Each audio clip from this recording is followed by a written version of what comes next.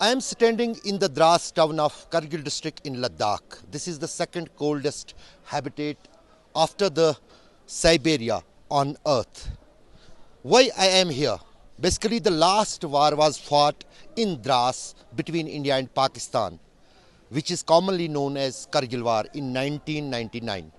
26 years back, now it is a long time, when these all mountains just on the right side of me, including this snow-capped Tiger Hill, was captured by the Pakistani army. They said that they are the Mujahideen, but it was the regular army of Pakistan. Even that was considered as a breach of security, what finally turned to the breach of trust.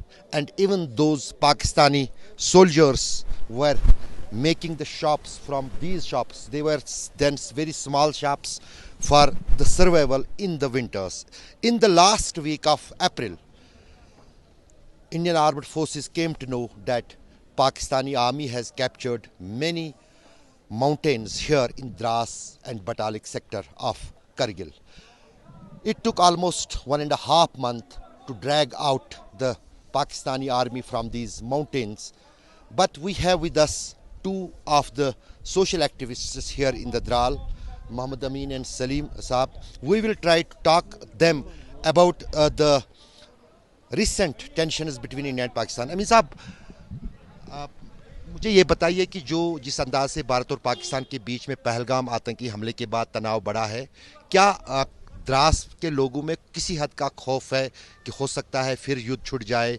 और यहाँ पर तो LC कई जगहों पर तो आधा kilometre दूर है, अगर हम द्रास की बात करें यहाँ से भी 5 किलोमीटर से ज़्यादा दूर एलसी नहीं है। अशरफ भाई, सबसे पहले आपका बहुत बहुत शुक्रिया द्रास आने के लिए। जहाँ तक हिंदुस्तान पाकिस्तान की युद्ध की जो बातें हो रही है उसको लेकर प्रैक्टिकली अगर आप द्रास में देखें तो उसका कोई भी असर लोगों पे नज़र नहीं आ रहा है, क्योंकि 99 के बाद अक्सर लोगों को ये मानना है कि 99 के बाद काफ़ी हद तक जो है यहाँ के सरहद को जो है पूरी तरह से सील कर दिया गया है। तो उसको लेके लोग तो काफ़ी, आप ख़ुद भी देख रहे हैं कि लोग अपना रोज़मर्रा के काम आराम से कर रहे हैं और कोई थ्रेट अभी तक लोगों पर इसका कोई डर वगैरह नज़र नहीं आता है।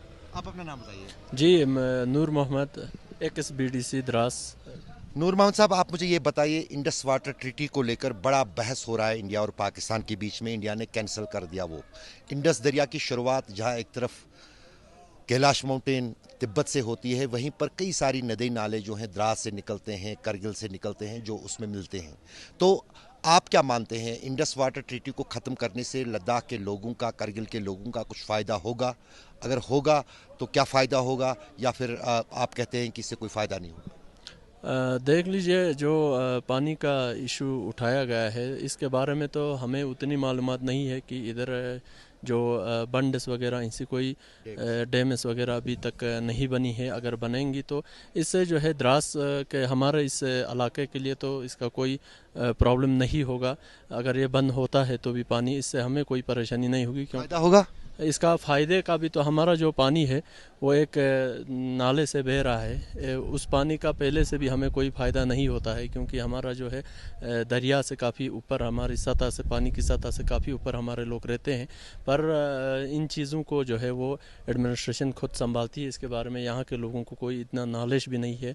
तो हमें इस पानी के बंद करने पर इतना नॉलेज नहीं है, तो इसका फ़ायदा या नुकसान जो है हमारे लोगों को उसका कोई पता नहीं चलेगा, क्योंकि यहाँ पर जो है ऑलरेडी ग्लेशियर्स वगैरह हैं। लोगों को एग्रीकल्चर या कोई ऐसी एक्टिविटी करना है तो उसके लिए पानी का रिसोर्स काफ़ी है। तो जाहिर है कहीं ना कहीं लोग यहाँ इस लद्दाख क्षेत्र में मानते हैं, जहाँ से सिंध बहती है, कि अभी फ़िलहाल इमीडिएट असर तो इसका और ना ही फ़ायदा ना ही नुकसान लोगों पे होगा।